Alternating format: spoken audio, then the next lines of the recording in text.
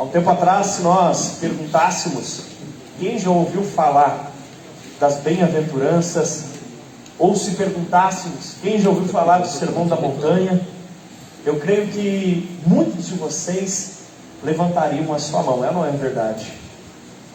Por algum motivo ou outro, não tem sido falado muito a respeito dessas coisas, mas existem valores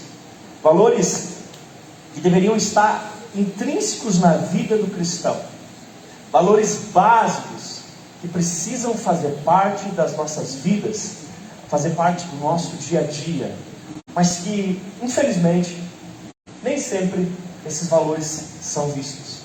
Na verdade, esses valores às vezes são considerados fraquezas. Eu convido você a abrir a sua Bíblia em Mateus, capítulo 5. Mateus, capítulo 5. Primeiro livro do Novo Testamento.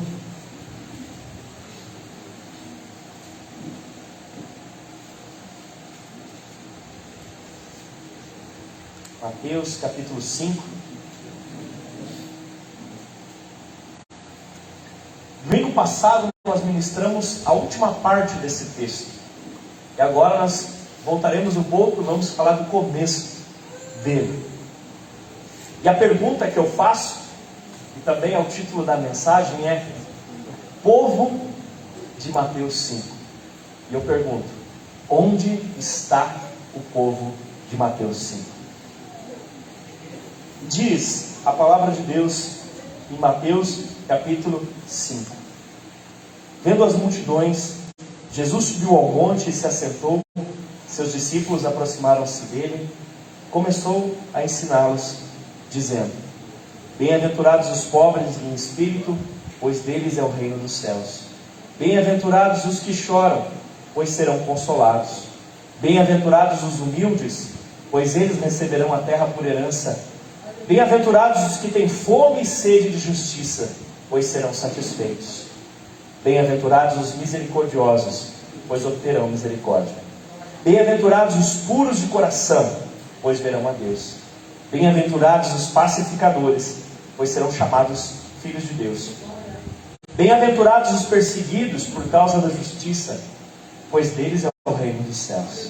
Bem-aventurados serão vocês quando, por minha causa, os insultarem, perseguirem e levantando todo tipo de calúnia contra vocês. Alegrem-se e regozijem, porque grande é a sua recompensa nos céus, pois da mesma forma perseguiram os profetas que viveram antes de vocês. Aleluia! Aleluia. Glória a Deus! Para começar, o que significa essa história de bem-aventurado? Bom, algumas traduções já dizem feliz é, começam dessa maneira. E faz sentido. Faz sentido. Porque bem-aventurado é justamente isso. Feliz aquele. Feliz aquele. Para você ter uma ideia da profundidade, quando nós lemos lá no Salmo 1, bem-aventurado aquele que não se assenta à roda dos escarnecedores, é a mesma ideia que foi trazida ali. Esse texto foi proferido por Jesus em aramaico, que era uma derivação do hebraico que eles falavam naqueles dias entre os judeus, mas foi escrito por Mateus, inspirado pelo Espírito Santo, em grego. E quando nós olhamos para esse texto de uma forma geral, ele parece nos dar a ideia, quando comparamos com Lucas, que Jesus ministrava muitas vezes mensagens iguais ou semelhantes em vários lugares onde ele pregava. Pense comigo, que pessoas de cidades distantes, em tempos que não existia internet, não existia telefone, elas não sabiam a continuação da mensagem. Então às vezes Jesus pregava uma mensagem aqui e uma mensagem quase idêntica com lá. Provavelmente Mateus então ele pega, e nessa mensagem que Jesus profere no Sermão do Monte, e talvez enxerta alguns trechos de outras pregações de Jesus que ele ouviu, para que nós tivéssemos aqui um compêndio de uma pregação quase integral de Jesus. Talvez essa seja a pregação mais completa de Jesus, da qual nós temos acesso. Mateus capítulo 5. E quando nós olhamos para ela, nos dá a entender que, inclusive, é possível que parte disso tenha sido o que Jesus usou para preparar os discípulos depois de os ter chamado. No sentido de, agora que vocês são meus apóstolos, eu quero que vocês façam isso. Vamos lá, bem-aventurado. Os de cultura grega usavam essa palavra, inclusive, para se referir à ilha de Chipre. Macários era a palavra. Eles usavam isso para a ilha de Chipre porque eles acreditavam que aquela ilha, ela era tão maravilhosa que uma pessoa que morasse em Chipre, ele não precisava sair da ilha para buscar em outro lugar alguma coisa. Ele já lá estaria tão feliz e tão provido de tudo que é necessário para ser satisfeito, que ele não quereria sair daquele lugar. Então ela era chamada de a bem-aventurada. Essa, inclusive, era um lugar onde Barnabé tinha terreno e depois vendeu, né? Você lembra daquela história? Atos 5, se não me falha a memória. Então, eles também usavam, os de cultura grega, para se referir à felicidade própria dos deuses. Eles acreditavam em vários deuses, os gregos, né? Os de cultura grega. E eles acreditavam que essa Macários era uma felicidade típica que um Deus poderia ter. Então, inspirado pelo Espírito Santo, Mateus pega o que Jesus profere ali em aramaico e ele traz para dentro do grego ao escrever, de uma maneira a nos dizer que uma completude, uma felicidade surreal ao ser humano estava nessas condições. Você está me entendendo? Olha só, ele traz que essa pessoa estava na condição semelhante à ilha de Chipre, semelhante a uma, né, dentro da cultura deles, a um Deus. Você consegue entender isso? Vamos lá então. O que são esses bem-aventurados? O que são estes felizes? A primeira delas: bem-aventurados os pobres em espírito. Uau! Muito do que eu vou falar vem também dos estudos de William Barclay em linguística. Olha só que interessante. Os pobres de espírito. Havia duas maneiras que isso poderia ser escrito. Uma delas, escrevia aquela pessoa que ela é pobre, mas não é assim, pobre. Você sabe, entende a diferença? Aquela pessoa que ela trabalha, que ela se esforça, que ela tem a sua comida, ela não tem luxo, ela não tem grandes coisas, mas ela trabalha, ela tem dignidade, ela mantém a sua casa, ela está bem, só ela não tem luxos, não tem nada. Essa é uma categoria de pobre, certo? A outra, que Mateus tinha a opção de usar na hora de escrever, era para descrever o miserável. Que era aquela pessoa, quando eu estava falando dos pobres, alguns pensaram assim, acho que eu me incluo. A outra categoria era o pobre aqui no sentido miserável. Aquela pessoa, na época era bem comum, na época, né gente, hoje já mudou tanta coisa, mas na época era bem comum, por exemplo, pessoas que tinham enfermidades severas, que elas não tinham condições de trabalhar, de produzir. Elas ficavam atiradas num chão, num canto, e elas tinham uma única coisa que elas podiam fazer. Elas podiam levantar a mão e pedir uma esmola. Você entende a diferença? Qual das duas, inspirado pelo Espírito Santo, Mateus usa para descrever bem-aventurados os pobres de espírito? Felizes os qual? A do miserável. Em outras palavras, Jesus está dizendo, bem-aventurado aquele que está zerado, não tem nada. Aí você diz, pastor, agora deu ruim. Se fosse o primeiro pobre que você falou, até que vai. Mas o segundo é duro. Meu irmão, não estou falando de dinheiro aqui, tá? Fica tranquilo, não está falando. Inclusive, miséria nunca foi louvado na Bíblia, certo? Miséria, eu estou achando que é do outro lado. O desejo que as pessoas vivam em miséria é das trevas, com certeza. Mas está falando de um ser humano, bem-aventurados os pobres no espírito, um ser humano, que ele consegue entender a sua pequenez, a sua total incapacidade de fazer algo para produzir ou comprar a salvação. Não está falando pobre de dinheiro, está dizendo pobre em espírito. Bem-aventurado aquela pessoa que entende: eu sou incapaz de fazer algo para merecer ser salvo. Eu sou incapaz de produzir algo que me salve. A única coisa que eu posso fazer é levantar a mãozinha, atirar no chão e dizer: Jesus me salva. Qual é a promessa para esses? Porque a bem-aventurança em si não pode estar no simples fato de estar nessa condição. A bem-aventurança está na promessa que vem. E diz: pois deles é o reino dos céus. O reino dos céus, segundo Jesus, aqui no Sermão da Montanha, é daqueles que entendem a sua total incapacidade de obter o reino dos céus. O reino dos céus é para aqueles que entendem a sua total incapacidade de fazer alguma coisa para pagar a salvação. Que entendem a sua total incapacidade de merecer a salvação. Já contei várias vezes, e talvez alguém lembre, mas uma vez eu estava num retiro de jovens, eu estava pregando, ministrando a palavra, e no final, quando acabou a mensagem, o rapaz estava chorando muito. E eu disse assim: mas está tudo bem? Posso te ajudar alguma coisa? Ele disse: eu não mereço nada disso. Ele foi chorando, ele falou assim: eu ouvi a tua mensagem, eu vi como é maravilhoso seguir Jesus, como é muito bom seguir Jesus, como é maravilhosa a vida eterna, como é maravilhosa a salvação, mas eu não mereço nada disso. E quando ele falou: eu não mereço isso, eu disse: você está certo. Aí que ele chorou mais, me olhou assim meio assustado, e eu disse: mas tem um detalhe, eu também não. Aí que ele se apavorou de vez, né? Se nem o pregador merecia. Mas esses são os pobres do Espírito, aqueles que entendem. Meu irmão, olha só, pensa comigo. Você teria coragem de dar a sua vida por quem? Você teria coragem de morrer por quem? Talvez alguns pensem assim: ah, pelo meu cônjuge. Aí o outro pensa: é ruim que eu morreria por isso daí. Pelo meu filho eu morreria. Talvez você pense: quem sabe a gente precisa fazer um curso de casais aí, né? Pelo meu filho eu morreria.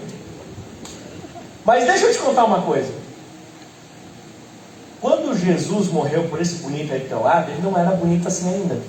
Está vendo esse bonito aí do teu lado? Essa bonita aí do teu lado? Quando Jesus morreu na cruz por ele, ele não era bonitão assim não ainda. Estou falando espiritualmente, tá? Mas tem uns aí que ficaram animados. Quando Jesus morreu por esse daí, ele ainda era pecador. Porque nos diz a Bíblia: pode ser, dificilmente alguém morreria por um justo, diz a palavra. Mas pode ser que por um bom até que alguém se anime a morrer. Porém Deus prova o seu amor para conosco pelo fato de ter Cristo morrido por nós, quando ainda éramos pecadores. Vou repetir o versículo. Pelo justo. Quem morreria por um justo? Mas pode ser pelo justo até alguém se anime a morrer. Mas Cristo prova o seu amor para conosco pelo fato de ter Cristo morrido por nós, quando ainda éramos pecadores. Jesus não morreu por você do jeito que você está agora. Pode ser até que você se animava a morrer pelo irmão do lado aí agora, aquele país santo, cheio do Espírito Santo, onde ele passa as pessoas choram arrependidas, são curadas das enfermidades, né? Profetiza até na hora do almoço, é uma loucura. Pode ser que você até se animava a morrer por esse daí agora, mas não era assim antes não. Sabe o que esse bonitão aí do teu lado era? Um sujo condenado ao inferno. É, não é? Mas Jesus morreu por nós quando estávamos condenados. Então, qual era a nossa condição quando Jesus morreu por nós? A nossa condição era essa aqui, ó. Por favor, Jesus, me salva. Você era um pobre em espírito. E se hoje você ainda é um pobre em espírito, se hoje você não tem certeza da salvação, se hoje você não sabe, se você morresse hoje, vou para o céu, vou para o inferno, talvez você não saiba, deixa eu te contar.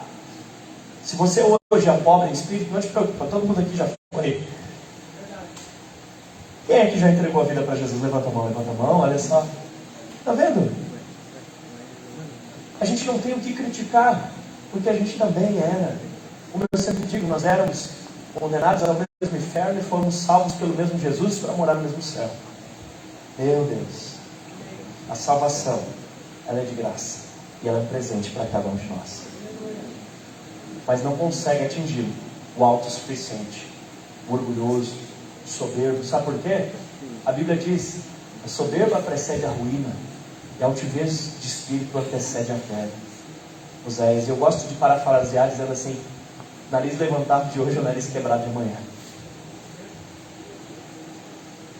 E se essa bem-aventurança já é chocante, a segunda ainda mais, porque diz: bem-aventurados os que choram. Poxa, começa pelo pobre e vai pelo que chora. Calma, fica pior. Porque Mateus, ele era, além de inspirado pelo Espírito Santo, ele era um rapaz muito culto. Ele era um burocrata quando Jesus o chamou, ele conhecia da maneira de escrever, dos vernáculos, enfim. E ele, ao escrever, ele usa a palavra que existia na língua grega, especialmente esse da Bíblia, que é o koiné. Ele usa a palavra que era a que mais poderia descrever a dor. Quando ele escreve choram, na sua Bíblia está choram, a palavra que ele usa era a palavra descrita, por exemplo, para uma pessoa quando morria alguém que ela amava muito. Era o mais alto nível de dor que alguém poderia sentir. Foi essa palavra, a dor mais alta. Essa palavra que Mateus usou: bem-aventurados os que choram. E Mateus usou porque foi isso que Jesus proferiu. Então foi Jesus que disse: bem-aventurados os que estão sentindo dor.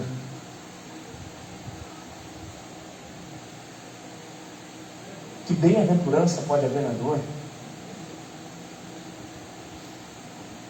Essa bem-aventurança, ela vai na contramão da sociedade.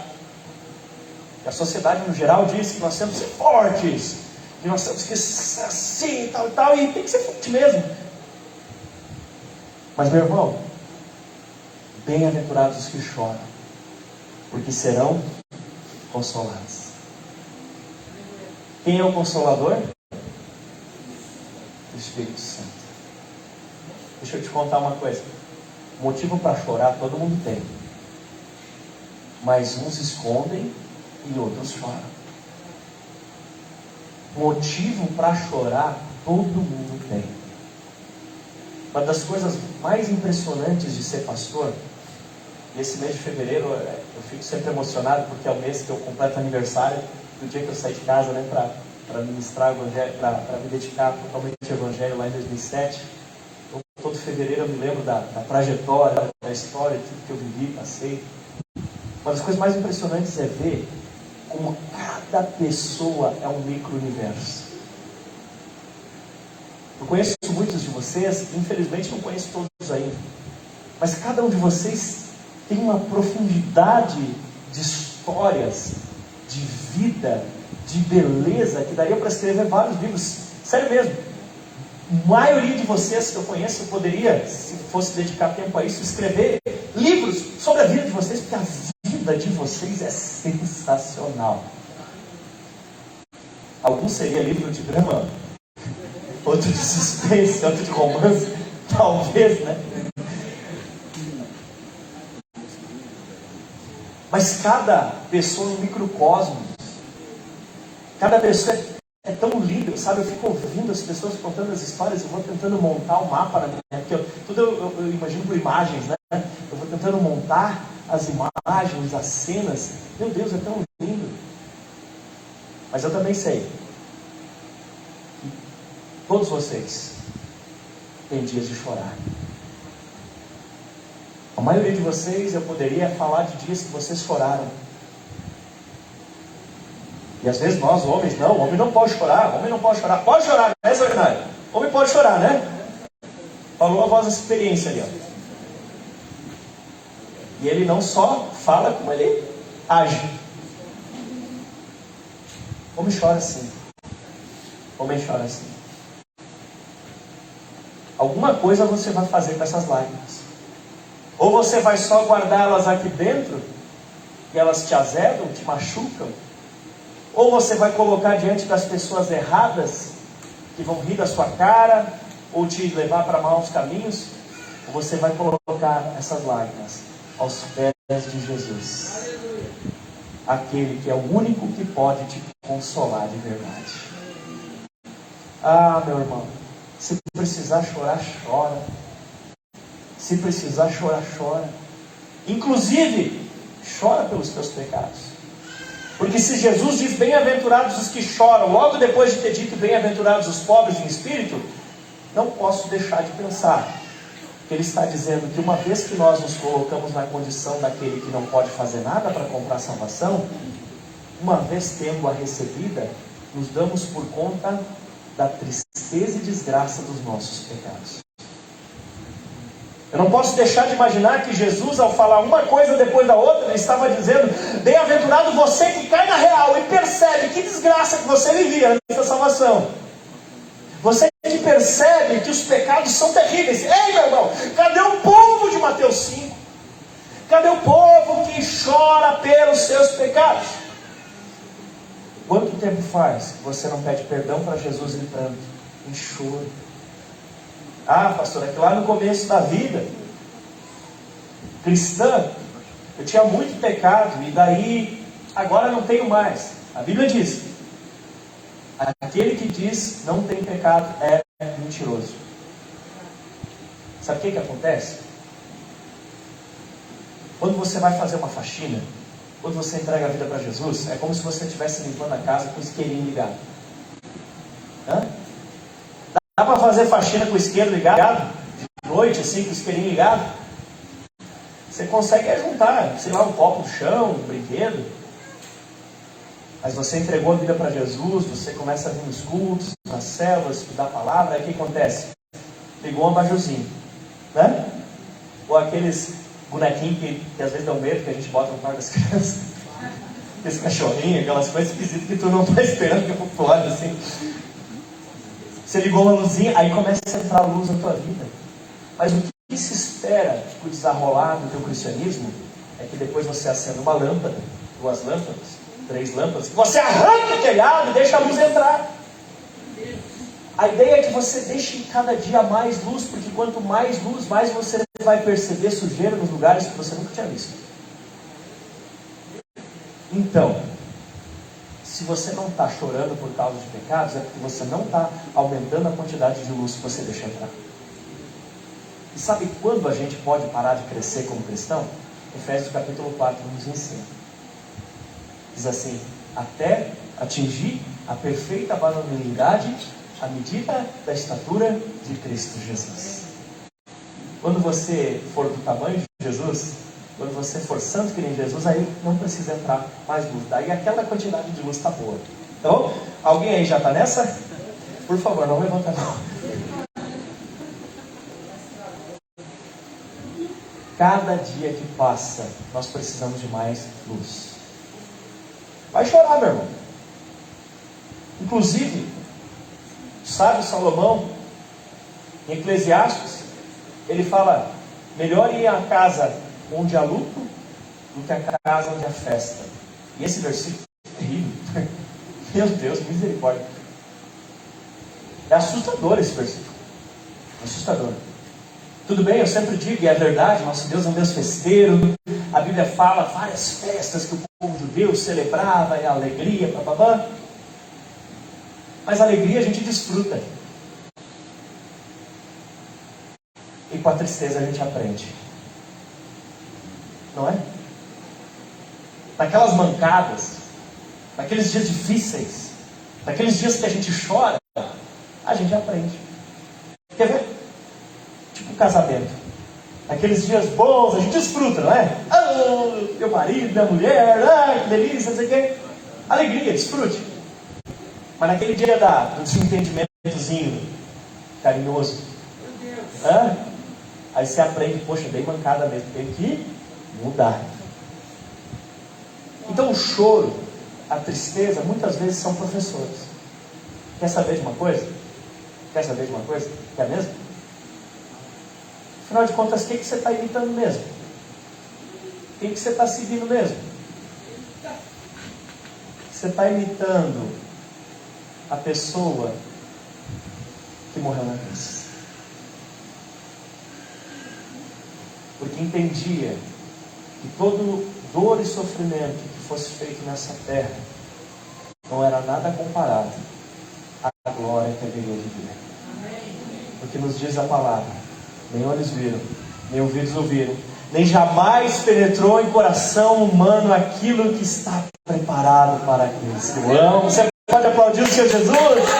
Aleluia! Isso não é só historinha para te consolar.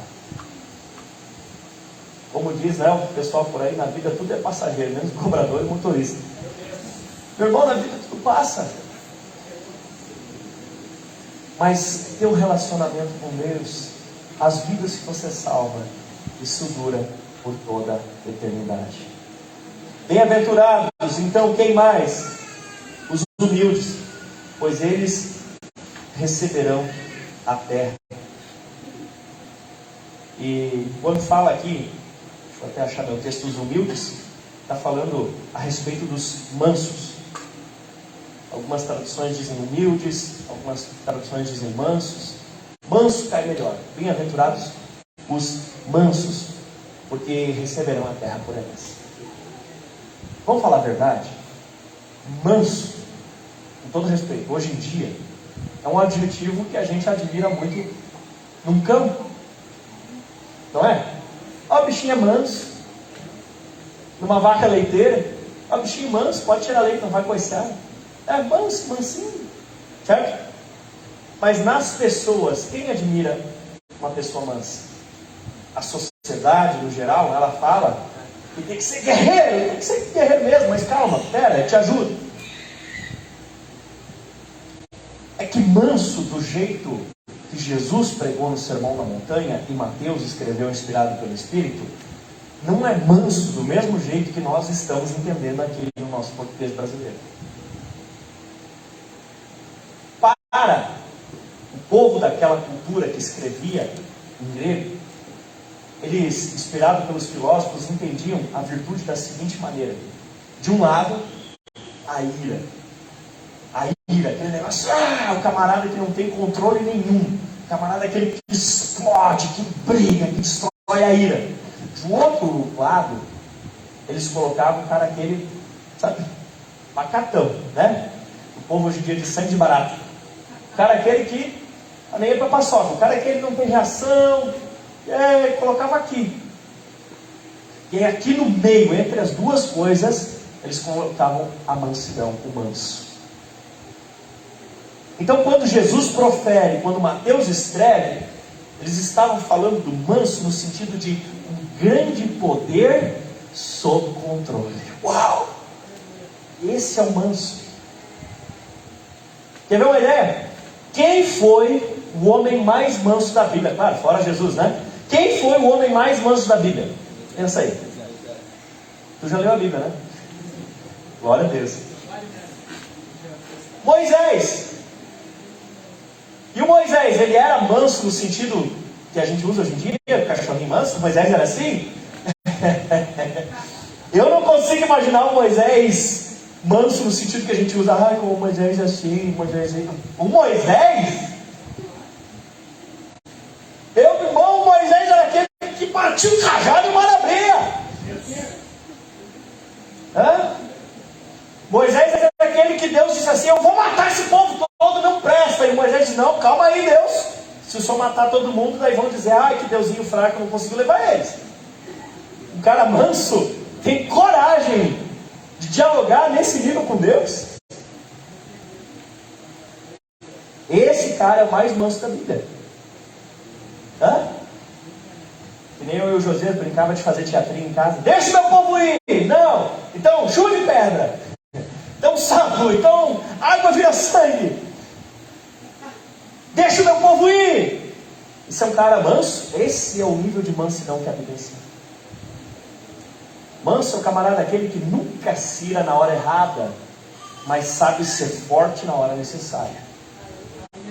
É um cara aquele que tem sim muito ímpeto, muita força, muita coragem, muita disposição, mas sabe segurar tudo isso e largar o controle nas mãos do Senhor.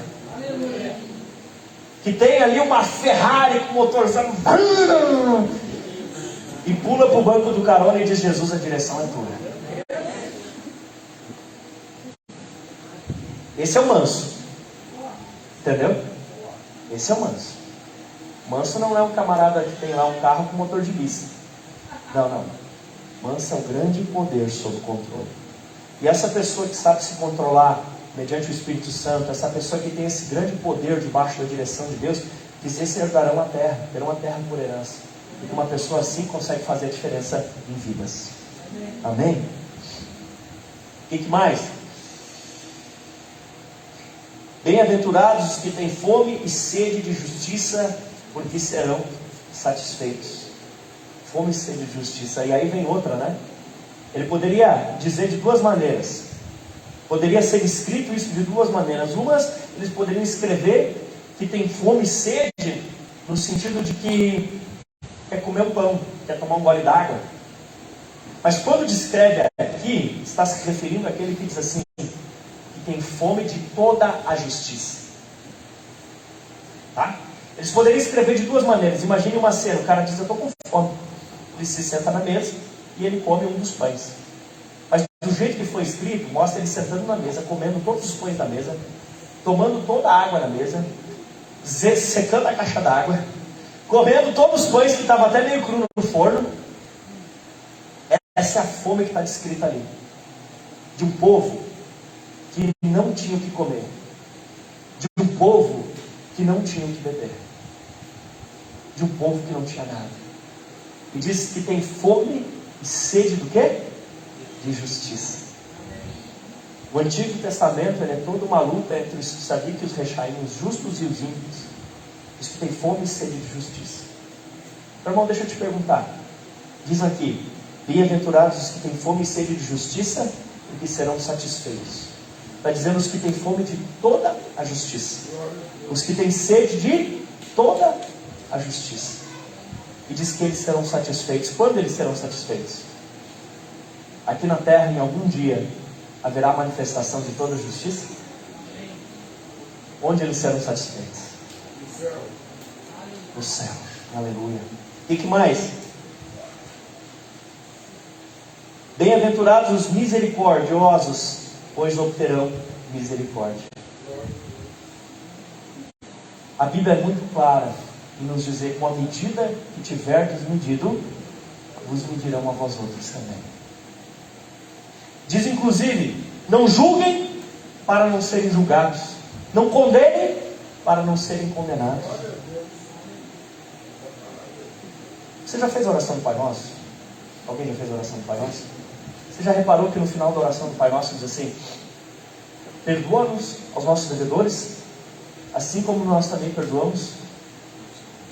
Perdoa as nossas dívidas, assim como nós também perdoamos aos nossos devedores. Ou em alguma outra versão assim: perdoa aqueles que nos têm ofendido, assim, perdoa-nos as nossas ofensas, assim como nós também perdoamos aqueles que nos têm ofendido. Não diz? Aí eu te pergunto, quando você está fazendo essa oração, você está dizendo assim: Jesus, me perdoa do jeito que eu perdoo os outros. Mas aí, se você não perdoa os outros, você está dizendo o que para Jesus? Não me perdoe da mesma maneira que eu não perdoo os outros. E esse mesmo Jesus que faz esse sermão, ele também diz o seguinte: que havia um homem que ele tinha uma dívida impagável, e ele chega ao seu Senhor e diz: por favor, me perdoa. E o seu Senhor lhe perdoa. E esse homem cuja dívida foi perdoada, ele chega no seu conservo e diz que lhe devia um pouco e diz assim: me paga. Ele diz: não te pago, então eu vou te botar na cadeia, os caras vão te dar um tundão até que me pagar tudo. E se tu não me pagar, vou prender teus filhos, vou prender a tua mulher, vou dar um tundão em todo mundo. E aí o Senhor dele diz assim: ei, camarada, o que você está fazendo? Você tinha uma dívida impagável comigo, eu te perdoei. Agora o cara que te devia um pouco, você não devia perdoar ele também? Aí ele fala para o seu servo: não, pega o cara lá e joga na cadeia. E não vai sair de lá para ele pagar tudo. Você consegue entender o que Jesus estava querendo dizer? Quem é que tinha uma dívida impagável? Hã? Pega o dedinho bonito e faz assim, ó. Você tinha uma dívida impagável. Eu tinha uma dívida impagável. Quem somos nós agora para condenar os outros? A gente tinha uma dívida impagada. Escuta só. Correu um conceito antigo, e que eu acho que vale até hoje no geral, de que o tamanho do crime estava correlacionado com o tamanho da pessoa que era ofendida. Eu explico. Se alguém matasse um desconhecido hoje, o que ia acontecer? Não sabemos exatamente. Talvez a pessoa nem fosse presa. Agora pense comigo, se alguém hoje matasse o presidente da China, se alguém hoje matasse o Putin, se alguém hoje matasse o Biden, o que aconteceria? Se alguém matasse o Papa, o que aconteceria? Se uma pessoa cometesse um crime para um desconhecido, talvez ela nem iria para a cadeia. Mas se ela cometesse um crime contra alguém grande, em autoridade, em conhecimento, talvez desencadearia até uma guerra mundial. Você está acompanhando o raciocínio? Contra quem você pecou? Todo pecado é essencialmente contra Deus. Você pecou contra o maior ser do universo. Na verdade, nem o universo existe antes dele. Ninguém jamais vai conseguir fazer tanto mal contra você do que você próprio já fez contra Cristo. Você consegue entender isso? Ninguém jamais vai conseguir te ofender tanto quanto você mesmo já ofendeu a Cristo, porque o padrão dele é muito mais alto. Consegue entender isso? Então a dívida que você tinha com Jesus era a nível de guerra mundial. Era a nível de desintegração da terra. Um pecado seria a nível de desintegração da terra. Mas Cristo prova o seu amor para conosco, pelo fato de ter morrido por nós, quando ainda éramos pecadores. Aleluia! Glória a Deus! Nós ainda éramos pecadores. Então, tendo dito isso, o que nos resta em relação aos outros? Como podemos ficar amargurados? Inclusive, o ressentimento, a mágoa, é como tomar um veneno esperando que o outro morra. Porque você estar magoado, você estar ressentido, vai fazer mal para o outro? O principal prejudicado é você mesmo. Cadê o povo de Mateus 5? Cadê o povo humilde? Cadê o povo que chora? Cadê o povo que tem misericórdia? Cadê o povo que olha para o perdido, não dizendo assim, mas olha lá o desgraçado lá. Não, mas que olha para o perdido dizendo assim, era eu ontem.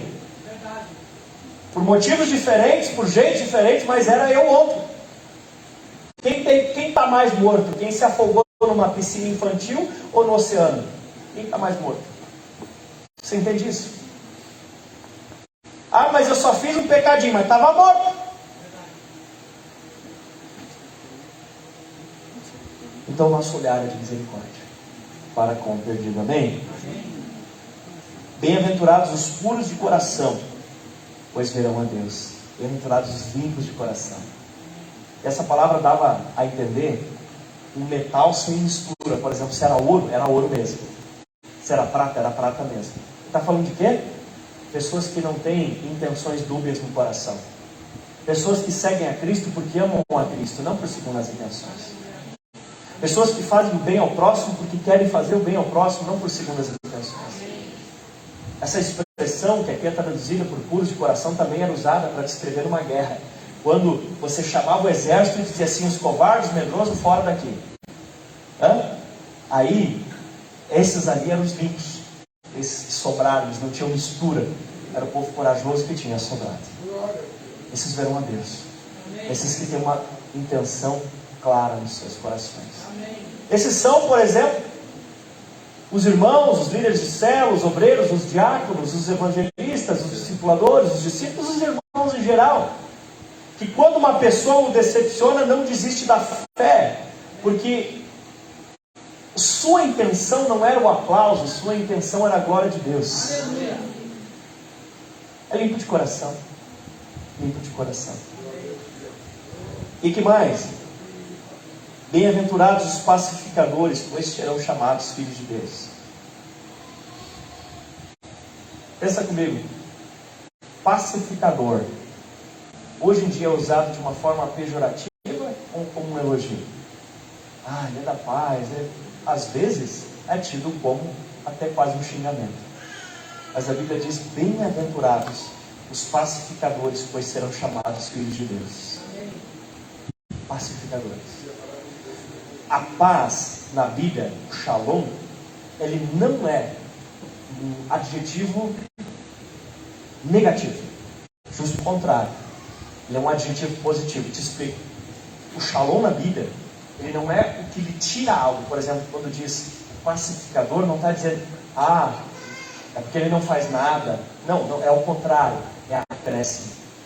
Quando diz que ele é um pacificador, quer dizer que coisas foram acrescentadas em sua vida.